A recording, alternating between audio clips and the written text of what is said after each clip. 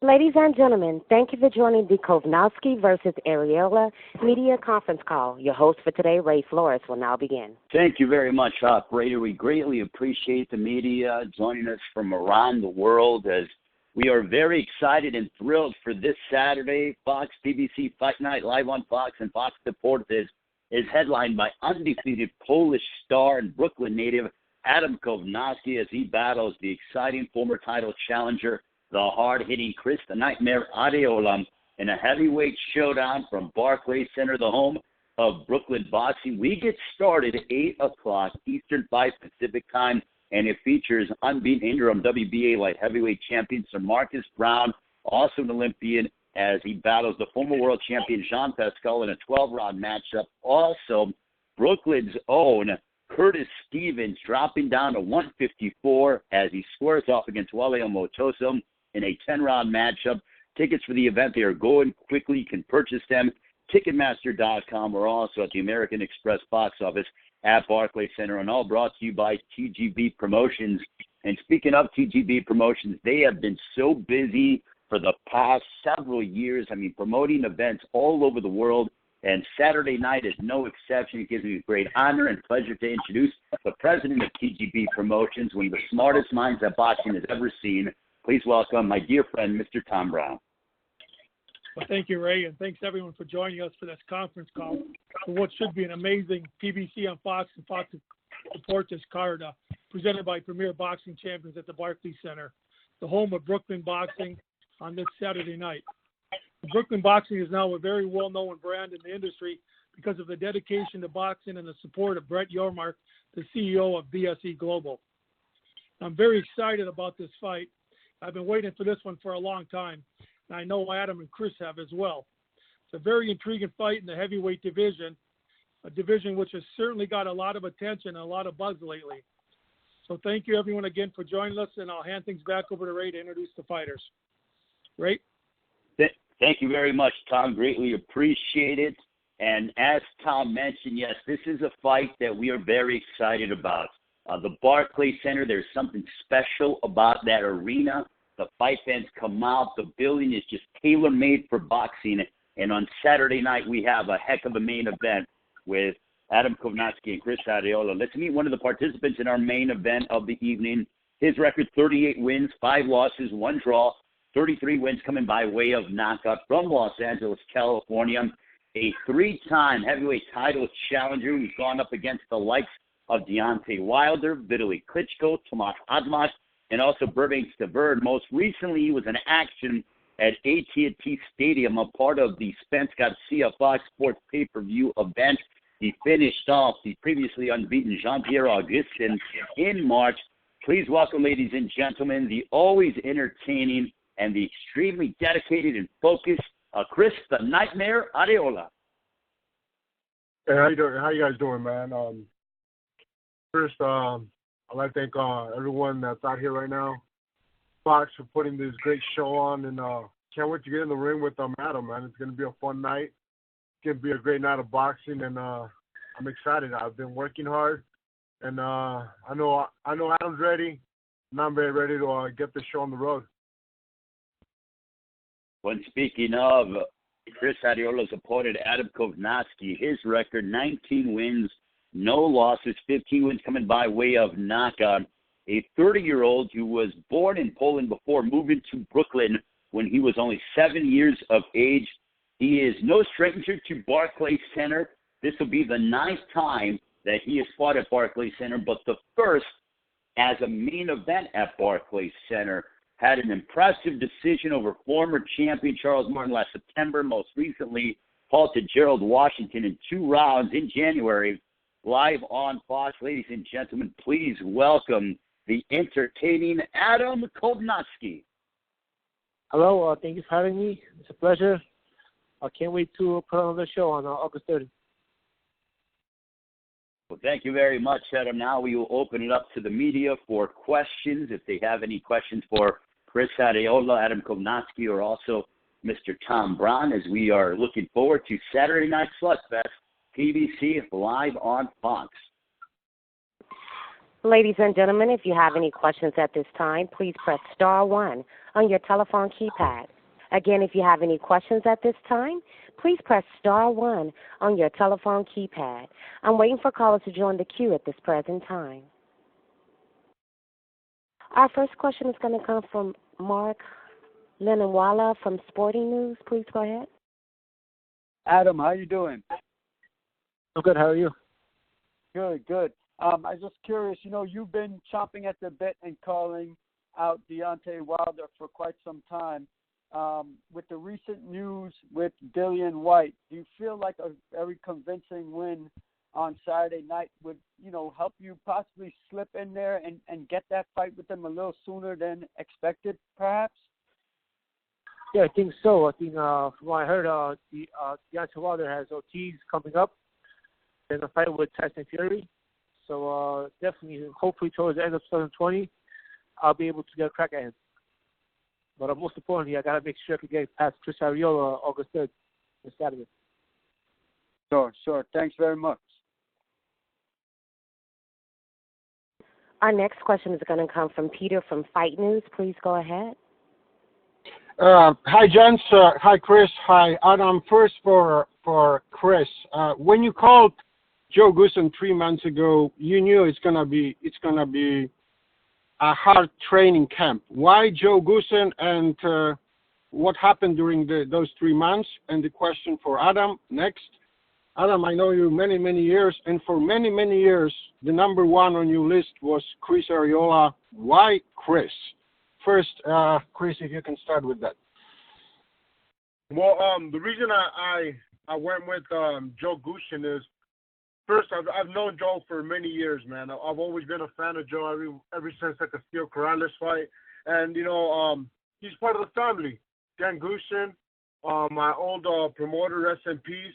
So I've always wanted to keep it in the family. I like the way he works. I like that he's old school, very old school kind of coach. He's very methodical, and he makes sure that he's there every minute of training camp. So it was a very beneficial, and it was a great experience for me. And I can't wait to fight this Saturday so I can put everything on the line.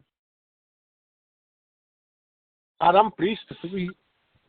I mean, watching Chris, he's a great fighter. I think he's still one of the biggest names in the heavyweight division with all the great fighters he was in there with. He beat a lot of them, and then the top ones he came a little bit short. So I know if I could beat Chris Arreola, I'm more on those sides that are really on the top of the game and top of the division. So I think being a guy like Chris Arreola puts me up there in the top 10, top 5 category. I'm going to jump with one quick one also for both of the guys. I had the pleasure to speak with Joe Goosen last night, and he said he doesn't believe the fight goes past 7. The fight is going to be decided by possibly one error. Chris, your opinion, also Adam, you. I honestly agree on that, and it's not discounting or not saying anything negative against Kownacki, because it could go either way. He could knock me out like I could knock him out. The thing is that we both have an extensive amateur experience. We both know how to fight, and we both just need a little window opportunity to knock someone out. That's all we need, because we have the experience and we have the power. That's the reason Joe would say that, because we're both the exciting fighters that are going to put it on the line. Yeah, I'm ready for 12 rounds, but if it ends early, I get an opportunity to finish it quick. I'm going to go for it. And like you said before, if you guys have been boxing fans for a while. You've seen Chris around for a while. You see coming up in the past couple of years. Our styles are like a perfect matchup, or like a dream matchup for a fan. They both come forward, both look for a knockout. So it's definitely going to be a lot of haymakers being thrown. And, it's one of us trying to get the finish, or both of us trying to get the finish. Gentlemen, thank you very much. Thank you. Our next question is going to come from Dan Raphael from ESPN. Please go ahead. Thank you very much. Hello, everybody. I have a couple of questions for Chris. Hey, Chris. Hey, how you doing, brother? I'm doing very well, thank you. So with Adam, he's seeking to become the first, not in this fight, but eventually in his career, seeking to become the first Polish heavyweight champion. A lot of the storyline, Chris, around your career the last several years when you've had your opportunities in championship fights is to try to become the first Mexican heavyweight champion. Obviously, that did not happen, and now Andy Ruiz has done that. I wonder if you could speak to your experience of having that sort of something that was part of your identity of the guy trying to become the first from your heritage, now the way Adam is trying to become the first from his background. What was that like for you, and the kind of pressure he may feel for that? See, the thing is that he has a whole nation, a Polish nation behind him, and it is a bit a burden, not so much a burden, but it's a big weight on your shoulders to be carrying around. And as for myself, it was a big, hard burden, a hard weight on my shoulders for me to carry around. And now that Andy did it, I feel like the weight's off my shoulders now. Now I could just fight. And I think Adam just needs to just fight and not worry about first this or first that, because the main thing is getting that win and getting that fight, and not getting caught up in the whole being the first, because it's a bit overwhelming if you let yourself be caught up in that situation. Chris, did you get caught up in that the first time you fought? I mean, you fought for the title 3 times, so I think probably by the third time, that had maybe diminished a little bit. It maybe wasn't as big, even though it was certainly part of the story. When you say it was a burden or you got caught up in it, was that the first time? Was that the second or the third? Like, absolutely, was it always the pressure? The first time was really the most pressure when I fought Klitschko. That was the biggest pressure. The second time when I fought Adam, I didn't have no pressure. I didn't feel like I had the pressure because I was actually in really good shape and I was ready for that fight. Just happened. I got caught, and it's boxing. And Adamek wasn't for the title, though, if I'm not mistaken. I'm sorry. I missed Stavern. I got you. Okay. Yeah, Stavern. Yeah, with Stavern, I was in great shape for that fight. I was ready for that fight. I was ready to take the title. I was actually worried about the fight more than worrying about making history. And that's really what you really have to be worried about, is just the fight in hand, the task in hand. Because if you don't take care of the task in hand, then there is no history. And that's what about exactly the third what one? Andy Ruiz did. And what about with Wilder? I mean, was that point, was that even on your mind? But no, it wasn't even on my mind at all. My mind at that point was just winning the title. I wasn't even thinking about being the first Mexican or being the first anything. All I wanted to be is being the first champion. I just wanted to be a champion. So let me ask this: now that Andy has done that and did so, in a huge upset, what were your feelings about that? Were you happy for him? Happy as a Mexican American to see there be a champion? Absolutely. I was happy for him, for his family, because he deserves it, man. Like I said, I've known the kid since he was 17 years old, and he's always been hungry. He's always worked hard. He's always been a big boy, but he's always been a big boy with skills. And I was elated for him. I was elated for the Mexican fans that finally we had a Mexican champion. And he did it, man. And honestly, a lot of pressure came off of me. And, I congratulate him, man. I'm happy for him. All right, so no disappointment that should you get another chance to fight for a heavyweight title that you cannot accomplish that particular feat? Absolutely not. Not at all. I'm not a bitter man, I'm not a man that's gonna be a resentful man, because you know what, man, there's a short life, man, and I love it, man, and I appreciate him, and I love what he did for the sport, and honestly, he didn't just do something big for the Mexican people, but he made something big for the sport of boxing and for the heavyweight division, because now it's wide open. All right, very good, Chris. Thank you very much for that. I appreciate it. Good luck to both you guys on Saturday. Thank you. You too. Our next question is going to come from Carlos Toro from Fightful News. Please go ahead.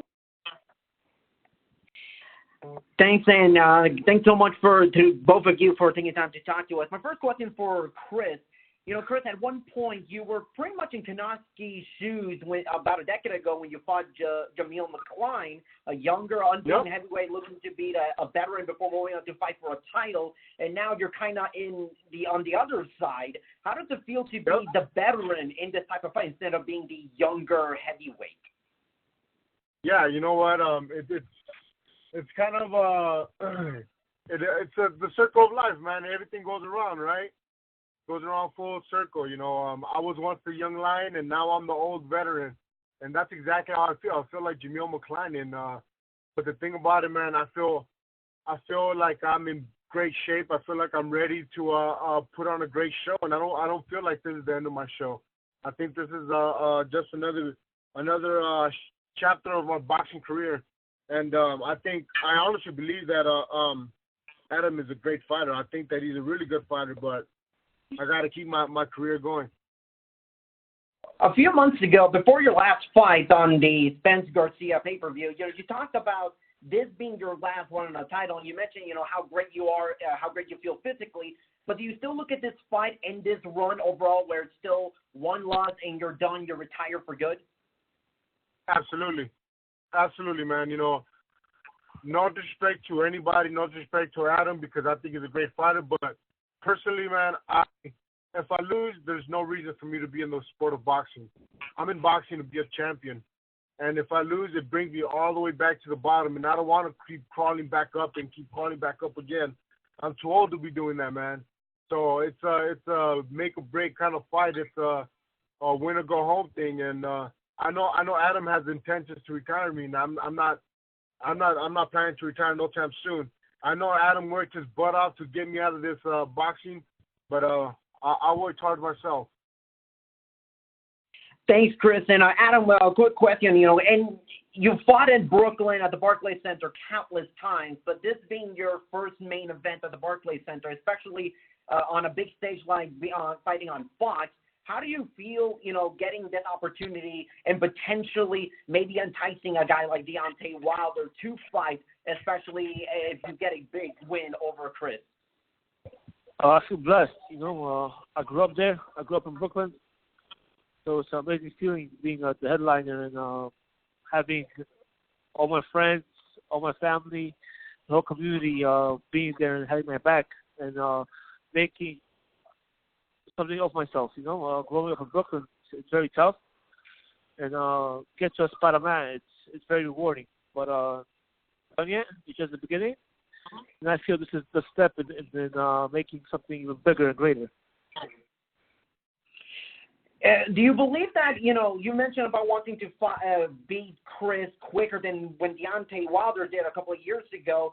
If you do beat him in quick fashion, do you think that alone will be enough to get that world title opportunity? Do you feel like maybe there's still a little more before you can fully convince the title holders at heavyweight before getting that shot? I think so. You spoke of McCline earlier today, so I know Chris finished him in 4. Maybe that's how I'll do it to Chris. I know it took Wilder 7 or 8 rounds. So if I'll do it half the time, I'll be happy. And, that'll be a huge statement, especially on somebody tough like Chris Arreola. Thanks, Chris, and thanks, Adam. Best of luck to the both of you on Saturday. Thank you. Thank you. Our next question is going to come from John Cudney from the Reddit Boxing. Please go ahead. Hi. This is a question for Chris to start with. So, are you concerned about Adam's home field advantage at the Barclays Center? He really packs in the Polish fans. They're really, really loud during the fights. And they even play the Polish national anthem in between rounds. Is that something you're focused on? Nah, not at all, man. No disrespect to Polish fans or anything like that, because I appreciate every fan. Every fan that comes in there gives me added motivation. Even gives me added motivation. At the end of the day, it's going to be me and Adam in the ring. There's not going to be no fans in the ring. So I'm okay.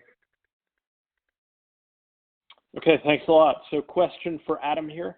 Just wondering if you can talk about how big your ambitions are in the sport. You always come off as such a humble guy. So the question is, do you picture yourself and imagine yourself as a future heavyweight champion?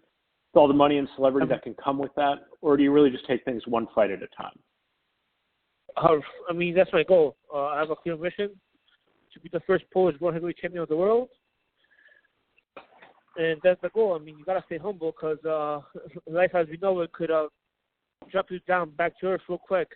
I remember being a up-and-coming fighter, being 4-0, 4 knockouts, and I had a little misfortune of breaking my left hand, and I was out for 3 years. And my whole world I was out for 3 years, so my whole world came crashing down.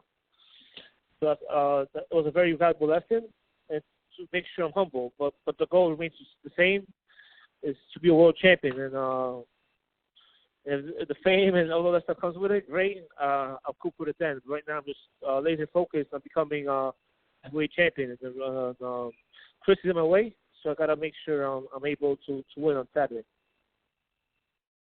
Okay, well, thanks a lot, Chris and Adam. Good luck on Saturday night. Thanks for your time. Thank you. Again, ladies and gentlemen, if you have any questions at this time, please press star 1 on your telephone keypad. Again, if you have any questions at this time, please press star 1 on your telephone keypad. Our next question is going to come from Jeremy Iguedes from fansided.com. Please go ahead. Hi, Chris. My first question's for you. Recently on the Talkbox podcast, you talk about how you were working on new things with Joe Goosen. What are some of the new things that maybe you paid attention to with Joe that you didn't necessarily focus on in the past? You know what? One of the main things that Joe does is methodical trainer. You make sure that you throw your jab right, your right hand right.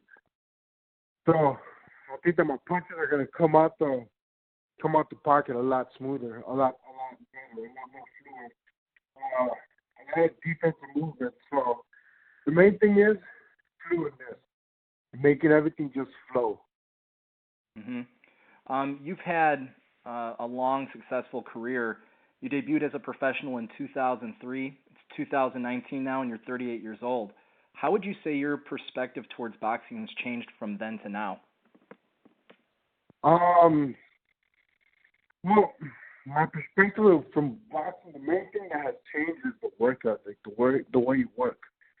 You know, you really have to work because boxing is my job, so I have to work like it's my job. I have to treat my body right, like it's a machine. So because it is a machine, and without a machine, I can't work right. So it's just the main thing now, especially that I'm older, is paying attention to my body, working hard, and not beating myself up where I ain't gonna have nothing left tomorrow. What's the biggest thing that, obviously other than working hard, what's the biggest thing that you think you've learned over the years of doing this? What's the biggest piece of knowledge that's been invaluable to you as a veteran? Well, inside the ring, the main thing is staying calm. You can't get all out of your business and get excited because that's just wasted energy. And outside the ring, it's just being as humble as you can be, man. Because you got to remember, you're nobody without the fans. And just like that, they could pull the carpet under your feet and then you can land flat in your face. Got to be humble. Got to respect everyone the way you want to be treated. So that's just my main thing. Oh yeah, and moderation. Everything in moderation. Can't be crazy with everything. Well, thank you, Chris. Last question for Adam.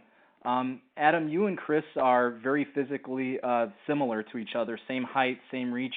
What do you feel that you do that separates the two of you? Actually, it's very similar styles. We fight very similar. We throw a lot of punches. We both come forward. So it's going to be a more experienced lion fighting a younger, hungrier lion. You're going to see whose game plan lands on top. I mean, I think if you took any fighter, me and Chris are so similar, like I said, so many aspects from our height, our reach, the way we fight. It's going to be the experience could stop the youth and the youth. Mm-hmm. Gentlemen, thank you very much, and best of luck to you both. Thank you. Thank you. Okay, our next question is going to come from Josh Kownacki From Forrest. Please go ahead. Hey, this question is for Adam. There was a lot of talk made last weekend about Jose Ramirez and Maurice Hooker fighting because it was kind of matchroom boxing and top-ranked boxing, breaking down that so-called political line between the two, and they were able to get top-notch fighters from two competing promotions. And then obviously with Lomachenko and Campbell Air this year is kind of the return match for Top Rank and Matchroom. Is that do you think that's a good thing for boxing to be able to kind of break down this like other side of the street mentality? I mean, let's wait and see. I mean, but yes, boxing is also like good because everybody's their own boss. I think what PBC is doing with boxing is great. It gives us a platform to perform, and I think it gotta make sense for the fighters. I mean, a lot of great fights have been made. If it was Pacquiao versus Mayweather, I mean, Pacquiao was with Top Rank, Mayweather was with Heyman, and that fight was made. So I think it's just a matter of coming to agreement where everybody's satisfied. No, I guess it's just because lately it's been in the last couple of years it seems like it's gotten more politicized, and those fights have become harder to make. But with you, assuming you beat Chris, and maybe at some point you want to fight Anthony Joshua or you want to fight Dillian White, guys with Matchroom or whatever, because of the affiliation with PBC, are you pretty confident those fights can still be made, that you can kind of cross that divide? Of course. All these fights, cross-boundary promotions haven't made in the past. Ruiz was a PBC fighter, and he fought Anthony Joshua. So the fights could happen. It's just a matter of coming to agreement where both sides are satisfied and happy with the deal. Great. Appreciate it, man. Thanks. Our next question is going to come from Keith Idec from theboxingscene.com. Please go ahead. Yes, my question is for Chris. Chris, being that Adam is a heavy favorite in the fight and you're viewed as kind of the older guy and, you obviously have some losses on your record, how much motivation has that given to you that you're kind of, in some respects, being counted out in this fight?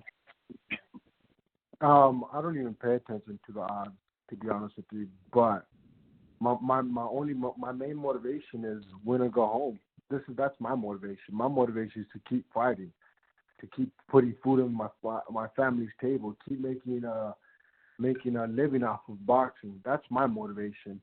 No disrespect to the odd makers or anything like that, but like Jeff Mayweather says, they don't know shit about boxing. Chris, do you view this as your last chance, basically, so to speak? Absolutely. This is my last chance, man. This is my last chance, not because the media or anything. This is my last chance because I say so. If I lose, I go home. No matter if it's a great fight, if it's a great fight or a great event, or it could have gone either way. Plain and simple. I lose, I go home. I stay home, one and done, no more. So this is my added motivation. This is all I want. This is what I'm living for. Thank you, Chris. And a question for Adam. Adam, how much more dangerous does that make Chris, being that he's toward the end of his career and he does view this as his last opportunity to kind of get where he wants to go? How much more dangerous does it make him? A lot. I think a desperate man is a dangerous man, and I think he's very desperate to get another title shot. He had 2 knockout wins, and he's on the roll. So I'm prepared for the best case Arreola. I know he's gonna come forward. He looks in great shape. I just gotta make sure I have a better game plan and that I'm in better shape, which I know I put in a lot of hard work. Thank you, guys. And our last question for today comes from Chandler Willard from the Boxing Social. Please go ahead. Oh, yeah, just have a question for Adam. Adam, like it's previously been mentioned, that you're on a journey to become the first Polish-born heavyweight champion of the world. With your assessment of Ruiz Joshua 2 later this year, how that goes, and mandatories to take place even after that, Deontay Wilder having his next 2 fights with Ortiz and Fury scheduled, when do you think your world title shot will come, and what do you intend to do until then? Keep training. I got to keep in shape. I could have had an opportunity to fight Anthony Joshua, but I was out of shape, so I didn't pick up the challenge. So from now on, I'm in the boxing. That's it. Just because the title shot could come around the corner on a couple of weeks' notice because injuries and accidents happen. So I'm definitely just got to be in camp nonstop, always working and perfecting my craft. Okay, and just how do you see Ruiz Joshua 2 later this year? How do you see that fight going? Do you expect one of the belts to be vacated and maybe you fight for a vacant title? Maybe that's a possibility, but boxing plays itself out. I think boxing is a great sport, always full of surprises. So you just gotta wait and see what happens. Okay, thank you for your time. Our next question is going to come from Keith Addis. What up, Another question from BoxingScene.com. Yes, I just had a quick follow-up question to what Adam just said. Adam, based on what happened in the Ruiz-Joshua fight, I know styles make fights and you don't fight the same way necessarily that Andy Ruiz does, but did you regret not being ready when that call came just because of Joshua was upset in that fight? Yeah, I was upset I was not in any shape. I wasn't in boxing shape. I went to fight. It was my birthday. I found out my wife was pregnant, so I enjoyed life a little bit, which I regret because boxing is my full-time profession. And since that call, I was like, I got to get in shape and make sure that never happens again. So it was a learning lesson, which maybe stopped me from becoming or from achieving my goal a little bit faster than I would have. But at the time, I wasn't ready, so it was the right choice. And just got to continue to build on it. That's what life is about. It's about getting new experiences, learning new lessons, and not making sure you don't repeat those mistakes. So I'll definitely be in shape now. And if a call comes again in the near future, I got to be ready. Thank you, Adam. And that was our last question. All right, guys. With that, we appreciate both Chris Arreola, Adam Kownacki taking out the time. Before we let them go, as they get set for their showdown this Saturday, PBC on Fox Fight Night from Barclays Center in Brooklyn, all brought to you by TGB Promotions. We go live 8 o'clock Eastern, 5 Pacific time. Final comments from Chris Arreola and Adam Kownacki. We'll start off with Chris Arreola, who has final comments. Chris? You know what? I'm just ready for the Saturday. Let's get this show going, man. And see you guys this week. Thank you. Adam, final comments. No sleep to Brooklyn. I'll see you guys August 30th. We are excited. You heard from both Adam Kownacki, Chris Arreola. We look forward to the rest of Fight Week in Brooklyn at Barclays Center. A tremendous night of action on tap. It is BBC on Fox Fight Night this Saturday, 8 Eastern, 5 Pacific time. Thank you so much for the media. We'll see you all during Fight Week. Thank you. Thank you, ladies and gentlemen, for joining me. I'll disconnect and have a great day.